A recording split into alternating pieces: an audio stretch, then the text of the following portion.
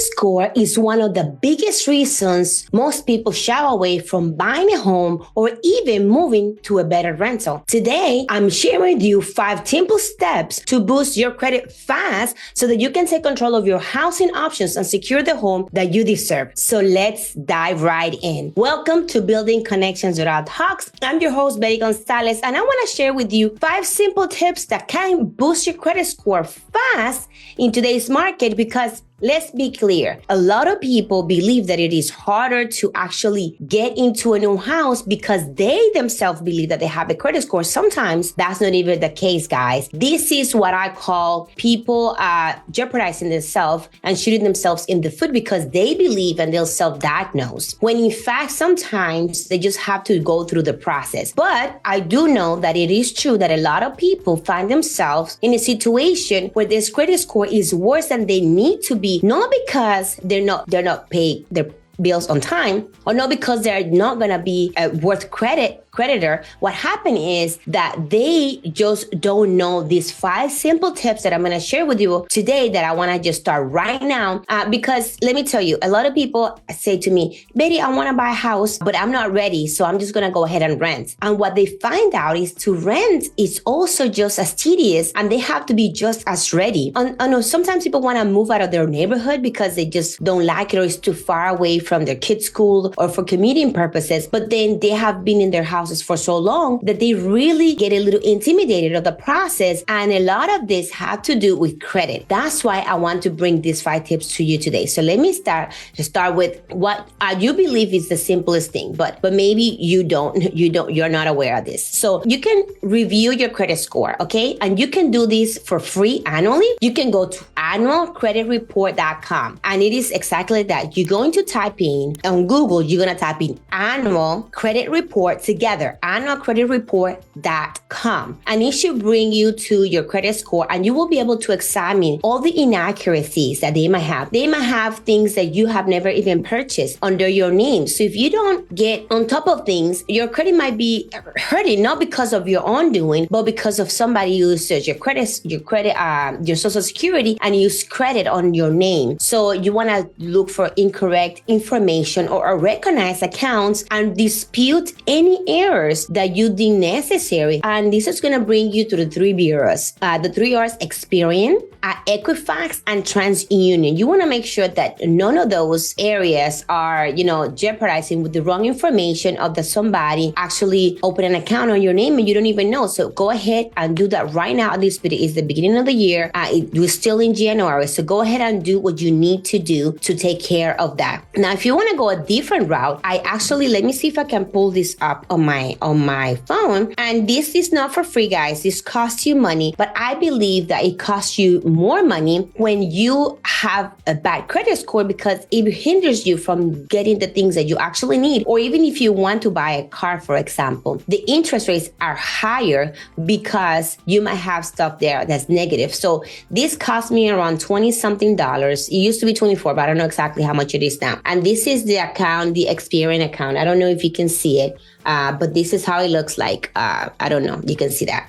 But it's the Experian. Just go get that app and I check that real quickly. Sometimes I even check daily. Now, the one thing that a lot of people don't know, first of all, you need to check your credit score and the 3 bureaus. Again, I'm going to repeat: annualcreditreport.com. If you don't do it exactly like that, just go ahead and Google it and it will bring it up. Now, this number 2 tip that you need to do is maintain low utilization credit score. What do I mean by that? You need to, if you have, for example, if you're new into building your credit, or if you have your credit for a while, but let me keep it simple. Let's say that you have a credit limit of $1,000 for any of the whatever store. It could be a credit card from a specific store or just a Visa or an American Express, whatever. If it is $1,000, this is some of the errors and mistakes that I've seen with my own clients, especially when doing rentals, because I have to do their background checks and screening them, right? So I tell my clients something that's going to boost your credit real fast is, let's say you have a utilization of 1,000. What happens is sometimes people don't realize that even though their credit charges, let's say that you want to purchase something and it goes over the limit, limit. Maybe your charge is $1,050, for example. They're going to let you charge it, but what happens is it's going to show on your credit report as you have gone over the limit 105%, for example. That's going to lower your credit score. So in order for you to have a better chance of improving your credit score, all you need to do is bring it down to the limit, but not only bring it down to the limit. Usually experts advise to have a 30% utilization score. So 30% of 1,000, for simple math, will be don't have it more than $300, 30%. Now, that seems too little. I'm telling you, even if you just use 700 example, I will say if you had that 70%, so you had that 30% margin from what you utilize to what you are actually limit to, that will help you a lot. I'm not saying paying it all off. Let's say if you have 3 credit cards, right? And one is $500 and you have up to $600 charge. The other one is $1,000 and you have $1,050 charge. And you have another one that's $1,500 and you have $1,600 charge. They're all over the limit. So what you want to do, don't go and pay off that $500 all at once or pay off that $1,000 or not. What I want you to do to change this fast, maybe you come across the money, make sure that you lower this to no more than 70% utilization on all 3. And one big tip, let me see if I have this at the bottom of this. I have all of the ones here written down in front of me so that I don't forget everything that I want to tell you about. One big tip, so don't go and charges the most expensive one. Try to do, if you want to close them, if you want to pay them off, try to pay off the one that you owe the least, even though the smart thing is to pay the one that you have the highest interest rate, but sometimes that's not always easy, right? So try to pay off those and make sure that you're not more than 70%. I will guarantee you that if you were to do that within a month or 2, your credit score will instantly boost up. So make sure that you do that now. Number 3, avoid opening new accounts. Refrain. If you're trying to buy a new house or if you're trying to go or rent a new property, try to avoid at all costs. I know I go to TJ Maxx all the time, and every time they're telling me, hey, if you with your purchase today, you're gonna get a 10% discount on your purchase today. No, don't do that. Avoid that at all costs, because that would be a new credit card on your name. Even if you try to pay, even if you are, trying to pay at the end of the month. Even if that's your intentions, just don't do it, because it's not that you wouldn't have the money to pay. It's just that you have a new account. So they view as you don't have the money, and that's why you're borrowing money. So that could be seen as your high risk borrower. So try to avoid those at all costs and just stick to 1 or 2 cards. I know that you go to all of these stores and they offer you this, but it is really tempting to do. So what I try to do is get one card that gives me points for whatever points that you want. Just use whatever one that you want, even if it's just a major credit card that you can use everywhere. So instead of going through all of these different stores and getting their cards, get one good card that give you maybe points for traveling or whatever points that you can then use to save money, then use that one card if that's what you want to do. And at all costs, try not to go above the credit limit that you have on those cards. Now, what's another one? Now, the 4th one, guys, this one is big, okay? I want to tell you this one because this happens all the time, especially with my family members and friends. This is what I hear all the time. So I'm going to buy this. It's cost me $100. And it's 2 things. It's cost me $100. I'm going to pay it all in full at the end of the month. Well, this is what happens. Maybe you're thinking, I'm going to pay by the 30th. But this credit card, look at that and when you have to pay it off. You don't pay it on the 1st or the 15th or the 30th. No. Some of them you have to pay by the 13th or the 17th or the 22nd of the month. That is, I'm going to tell you, that is the major problem, especially with people that are not aware of their credit score. They don't realize that it's not that you are paying it full time at the end of the month. It's that you're not paying at least the minimum. You have to pay at least the minimum amount that credit card is asking you to pay by the time that it wants you to pay it. Not by the end of the month or the beginning of the month or the middle. It's but Betty, I paid it all.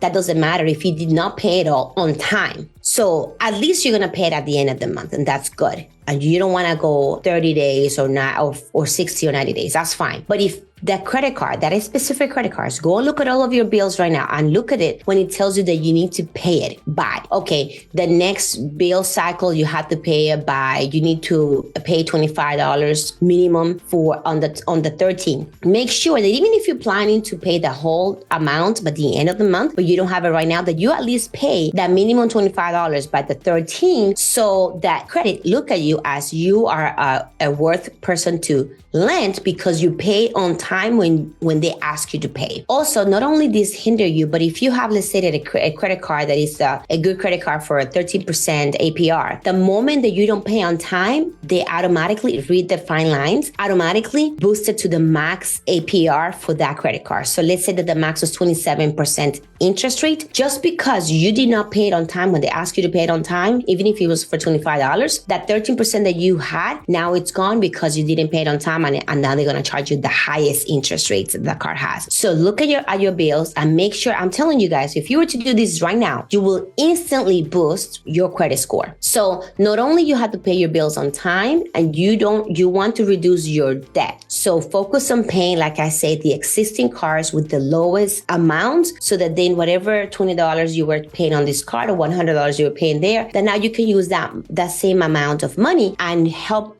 pay the next card. And that's how you could do like the snowball effect that Dave Ramsey talks about all the time. Now, this one you might not think is going to affect you guys, but this one, number 5, is you need to avoid, listen to me, you need to avoid overdrawing your bank accounts. Betty, but I just putting money aside on my savings account. Yes, but then you don't realize how much money you have in your checking account. And every month you pay an overdrawn fees, either $25 or $35. And if you continuously overdrawing, it could be double that amount. You're giving that money for free to the bank. So what good is it that you're putting money on savings and then you're paying it to the checking account because you're not paying it on time because you're overdrawing? So let's say that now you're at negative $100 in your checking account and you have $5,000 in your savings account. Just make sure that you every day check your bank accounts to make sure that you don't overdraft on your own money. Okay, why is this? Because let's say that you're in the process of purchasing a house. Well, guys, they're going to ask for all of your bank statements, even for the blank pages, because it's going to tell them how responsible you are on keeping your money in your account, or how good you track your spending. That's one thing. If you are trying to rent, the landlord himself are going to look at your bank statements, all of the bank statements, and they're going to judge based on that if they want to rent a house or not. Because remember, this is their property, this is their asset, this is their livelihood. And if they believe, based on your overdrafting money every month, that you don't have a hold of your money, they might deny you that rental property, guys. So this is all I wanted to bring to you today. So the 5 things, guys, that you need to do: you need to review your credit score. Go to annualcreditreport.com. Then you need to make sure that you maintain a low utilization. I know they advise 30%, but at least don't go over the 70% of the amount that you are allowed to borrow, and pay your bills on time, that time that the credit card tells you that you need to pay the bills, not the time that you think you want to pay it, but the time that they want you to pay it. And then avoid overdrawing on your accounts, guys. Please, if you were to do these 5 simple things, I will tell you within 3 months, your credit score will shoot up. So invest on Experian, pay that monthly. You will not regret it. Anyway, guys, thank you for tuning in on Building Connections Without Hawks. Have a great Thursday and have a great weekend. And if you want me to leave you those tips, or if you want them, let me know in the comments below and I will just put them right down there. Take care and see you again next week. Bye, guys. Real quick, calling all Doral professionals, entrepreneurs, and community influencers. Are you ready to showcase your business, share your knowledge and experience with our engaged audience? Building Connections Doral Talks invites you to become a guest speaker on our podcast. Share your unique perspectives and inspiring stories with our listeners. We believe in the power of your voice in shaping that conversations right here in Doral. Click the link below to submit your information and be part of our next episode. Join us in building connections, sharing knowledge, and growing together. Don't miss this opportunity to be a featured guest on Building Connections Doral Talks. Tune in, connect, Share and grow together with Building Connections Doral Talks, reshaping the way we engage with the diverse voices of Doral, one guest at a time. Doral Talks, your voice, our community. Click the link now on the show notes, the screen, or in the comments below, or just scan the QR code to submit your information as a guest. I hope to see you soon. See you in the next podcast. Bye.